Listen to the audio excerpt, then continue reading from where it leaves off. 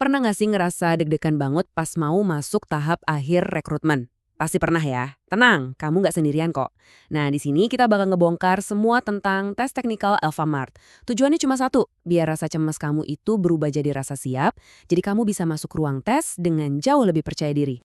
Oke, ini dia peta perjalanan kita. Pertama, kita bakal kenalan dulu sama tesnya. Terus, kita selami budaya perusahaannya, aturan mainnya gimana, apa aja yang dikerjain sehari-hari, sampai nanti kita rangkum semua poin-poin kuncinya. Anggap aja ini contekan visual buat kamu belajar. Oke, kita mulai dari yang pertama dan paling dasar ya, tes teknikal itu sendiri. Sebenarnya apa sih yang bakal kamu hadapi nanti? Yuk kita cari tahu bareng-bareng. Anggap aja ini gerbang terakhir kamu. Kamu kan udah lolos psikotes, udah lolos wawancara. Nah, sekarang tinggal pembuktiannya. Semua tesnya lewat aplikasi Alpha Learning. Intinya, tes ini mau mastiin kalau kamu udah paham materi-materi dasar sebelum resmi gabung sama tim. Enaknya prosesnya tuh jelas banget.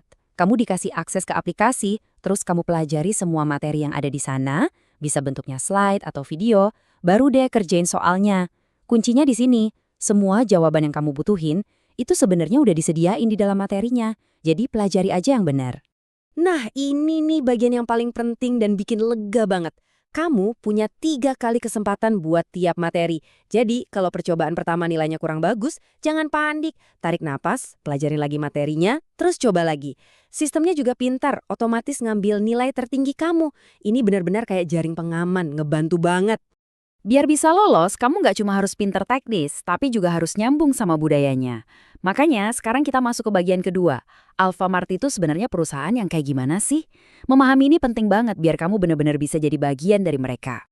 Oke, ini bagian hafalan kilat. Beberapa fakta ini mungkin kelihatannya sepele, tapi jangan salah, sering banget keluar di soal. Ingat ya, maskotnya itu Albi, lagunya itu Majulah Alfamart. Terus kamu juga harus paham istilah-istilah kayak product knowledge dan store performance. Dicatat ya. Setiap perusahaan itu kan punya DNA-nya masing-masing. Nah, di Alfamart, DNA-nya itu dirangkum dalam 2I dan 3K. Ini bukan cuma slogan yang ditempel di tembok ya, tapi benar-benar jadi panduan buat kerja sehari-hari. Dan inilah dia kelima nilai inti yang wajib banget kamu hafal di luar kepala. Kita pecah ya. 2I-nya itu integritas dan inovasi. Terus 3K-nya adalah kualitas, kerjasama tim, dan yang paling penting, kepuasan pelanggan. 5 kata ini adalah fondasi semuanya. Oke, setelah paham budayanya, sekarang kita ngomongin aturan main. Bagian ketiga ini krusial banget karena ini ngebahas soal hak dan kewajiban kamu sebagai karyawan nanti. Wajib tahu nih. Slide ini nunjukin keseimbangannya dengan jelas banget. Di satu sisi, kamu punya hak, kayak dapat upah sama jaminan BPJS. Tapi di sisi lain, kamu juga punya kewajiban, misalnya taat aturan dan jaga nama baik perusahaan. Keduanya ini harus jalan bareng. Nah, perhatiin deh detail-detail kayak gini. Sering banget loh ini jadi soal jebakan benar atau salah. Pernyataan di slide ini jawabannya benar. Jadi, cuti tahunan yang nggak diambil itu bakal hangus kalau nggak dipakai sampai akhir Maret tahun depannya. Ingat ya, akhir Maret. Ini satu lagi detail penting buat soal benar atau salah. Kebijakan cuti melahirkan itu totalnya 3 bulan. Tapi dibagi rata. 1,5 bulan sebelum melahirkan dan 1,5 bulan sesudah melahirkan. Hafalin pembagiannya ya, jangan sampai kebalik. Kalau tadi soal tanggal, sekarang soal angka. Ada angka yang wajib banget kamu ingat. Kalau nanti ada pertanyaan berapa iuran BPJS Ketenagakerjaan yang dibayar sama karyawan, jawabannya simple dan jelas, 3%. Oke, udah cukup teorinya, yuk kita lihat gimana prakteknya di toko sehari-hari. Sekarang kita bakal ngebahas soal operasional toko, mulai dari bersih-bersih sampai aktivitas rutin lainnya.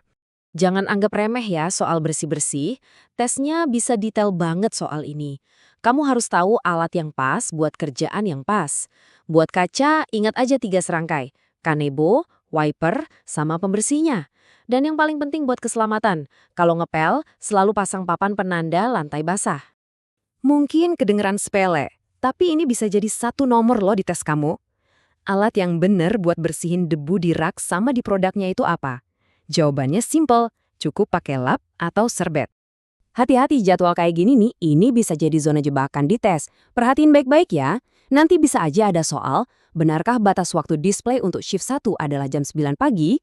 Nah, kalau kamu lihat tabel ini, kamu bakal tahu jawabannya salah. Yang benar itu jam 10 pagi. Penting juga buat tahu mana yang tugas kamu dan mana yang bukan. Tugas-tugas yang sifatnya lebih ke administrasi, contohnya kayak klarek POs, bikin laporan penjualan, atau nyatet KWH listrik, itu semua tanggung jawabnya pejabat toko ya, bukan kru toko. Kita udah hampir sampai di akhir. Tinggal satu topik lagi, kita bahas sedikit soal keamanan, terus kita rangkum semua poin kunci yang bakal jadi bekal terakhir kamu sebelum ngerjain tes. Ini prinsip penting soal manajemen keamanan. Coba bayangin deh, layanan kayak jualan pulsa, itu bukan sekedar layanan biasa, tapi dianggap sebagai aset digital. Nah, setiap aset yang berharga pastinya butuh jaminan keamanan yang khusus. Ingat aja konsep itu. Oke, jadi kalau kita rangkum semua, intinya ada di 5 area ini. Pertama, pahami budayanya. Kedua, tahu aturan mainnya. Ketiga, hafal kebijakan-kebijakan spesifiknya. Keempat, kuasai alat kebersihan. Dan kelima, ingat jadwal operasional. Kalau kamu udah nguasain 5 hal ini, kamu udah lebih dari siap. Dengan semua bekal ini, kamu bukan lagi cuma peserta yang sekadar coba-coba. Kamu adalah kandidat yang udah siap dan paham. Sekarang, tinggal percaya diri dan kerjain tesnya. Semangat, dan semoga berhasil ya!